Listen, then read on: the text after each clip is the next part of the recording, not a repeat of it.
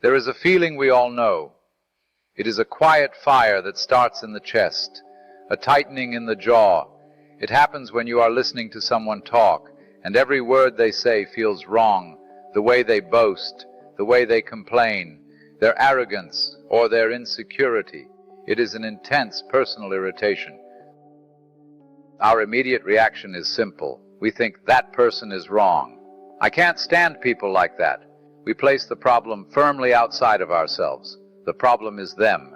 But Carl Jung offered a radical and at first difficult idea. He suggested that when we have a strong emotional reaction to someone else, either intense irritation or intense admiration, we are not just seeing them.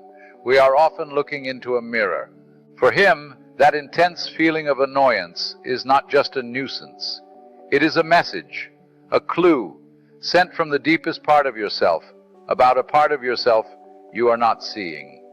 This video is an invitation to become a detective of your own soul, to understand the psychological mechanism that Jung called projection. We will explore why the people who irritate us the most are often our greatest teachers, and what happens when you learn to stop pointing the finger outward and instead have the courage to ask, what is this trying to show me about myself? To understand this clue, we must first understand what projection is. It is one of the most common and most invisible functions of the human mind. The mind's primary goal is to protect your conscious sense of self, your ego. The ego is the part of you that says, I. It's like the captain of a small ship, and its main job is to keep the ship safe, stable, and on a predictable course. Think of this captain. He is very proud of his clean, orderly ship. But below the deck, in the vast, dark cargo hold, there are things he doesn't want to admit are on board. Messy emotions, strange impulses, wild ideas. When another ship passes by, the captain, wanting to maintain his own ship's perfect image, might shout, "Look at the mess on that ship over there." It's easier for him to point out the flaws in others than to acknowledge the chaos in his own cargo hold. This is what the ego does. It takes the parts of ourselves we are uncomfortable with and it shines them onto other people. It's an unconscious trick to keep our own self-image feeling clean and good. Instead of dealing with the mess in our own basement, we see the same mess in our neighbor's window and complain loudly about it. So what is this film that we are projecting? To answer that, we must return to the concept of the shadow. As we grow up, we create a division in ourselves. The parts that are praised, our kindness, our discipline, we put on display. But the parts that are punished or shamed, our anger, our laziness, our greed, we lock away. This is our personal shadow. But there is another layer. We also have a collective shadow.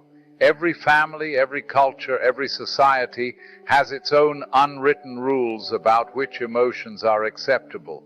Think of a town where the most important value is being productive. In this town, everyone works hard, no one rests. Laziness is the greatest sin. The entire town has collectively locked rest and non-doing in its shadow.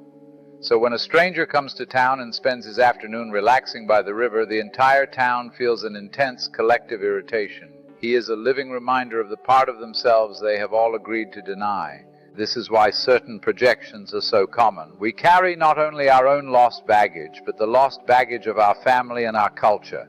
The irritation is your soul pointing and whispering, look. They are carrying something that we were all forced to leave behind. The key to identifying a projection is the presence of a strong emotional charge. It is the difference between a simple observation and a deep personal reaction. This brings us to a crucial point, the trap of partial truths. What if the person you're reacting to is actually being arrogant? What if your observation is correct? This is where many people get stuck. They use the other person's behavior as proof that their reaction is justified, and the inner work stops there. Imagine you have a deep, painful bruise on your arm. Most of the time you forget it's there. But then someone accidentally bumps into you in a crowd. It's a small, insignificant bump that no one else would even notice. But for you, the pain is intense, a searing 10 out of 10. Now, is it true that the other person bumped you? Yes, that is the partial truth. But is the intensity of your pain their fault? Number. The intensity comes from your own pre-existing wound. The bump didn't create the pain, it revealed it. Your emotional charge works the same way. The other person's behavior is the small bump. The intensity of your irritation is the signal of your own inner bruise, your own disowned shadow quality. The work is not to deny that they bumped you, but to have the courage to finally look at your own wound. And this applies to the positive as well. We project our unlived potential, our own hidden light. Jung called this the golden shadow. We meet someone, and we are instantly captivated by their brilliance, their confidence, their kindness. We see them as perfect. This is like a person who owns a powerful lantern but is afraid of its brightness, so they keep it hidden under a cloth. When they meet someone else, they project the light of their own hidden lantern onto them and say, "Look how brightly you shine." They admire the other person for a light that is actually their own.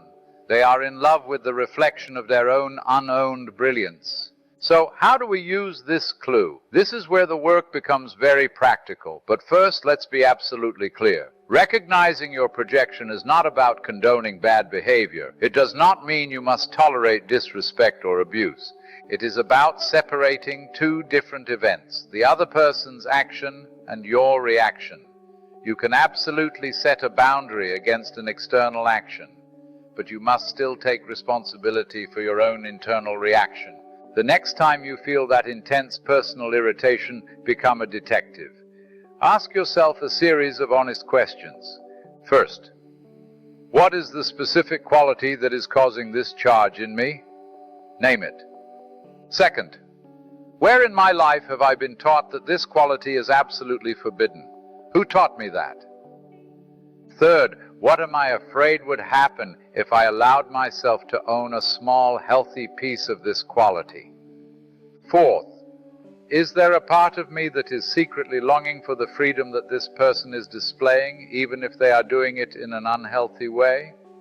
If you are irritated by someone's arrogance, perhaps it's because you are terrified of taking up space and being seen. If you are annoyed by someone's emotional drama, perhaps it's because you live in a state of rigid control and have forgotten how to feel fully. This requires radical honesty. When you start to reclaim your projections, the world begins to change. You gain an enormous amount of energy back. You develop a deep sense of compassion. But most importantly, you start to become whole. Each projection you reclaim is a lost piece of yourself that you are bringing home. It is like you have been navigating your life with a torn and incomplete map. Each time you own a projection, it is like finding a missing piece of that map. You tape it into place. The more pieces you find, the clearer your inner world becomes. You start to see the whole landscape. And with a more complete map, you can navigate your life with more wisdom and less fear. The people who once irritated you no longer hold the same power. It's as if you have been looking at the world through a dirty window. When you own your projection, you are not changing the world outside. You are simply cleaning your side of the window. And suddenly you can see everyone much more clearly. You stop being a victim of your reactions and you become a conscious observer of your own mind. This is not a one-time fix. It is a lifelong practice. When you do this work, you learn to see the world as a mirror, not a literal mirror, but a symbolic one. Just as a sailor learns to use the stars to navigate the ocean, you can learn to use your reactions to other people to navigate your inner world. The stars aren't there for the sailor, but a wise sailor can use them to find his way home. Your reactions aren't caused by others, but a wise person can use them to find their own way back to themselves. The irritation is the clue is the key, and the key unlocks the door to your own wholeness. This is not about judgment. It is the first brave step of a detective on a new case.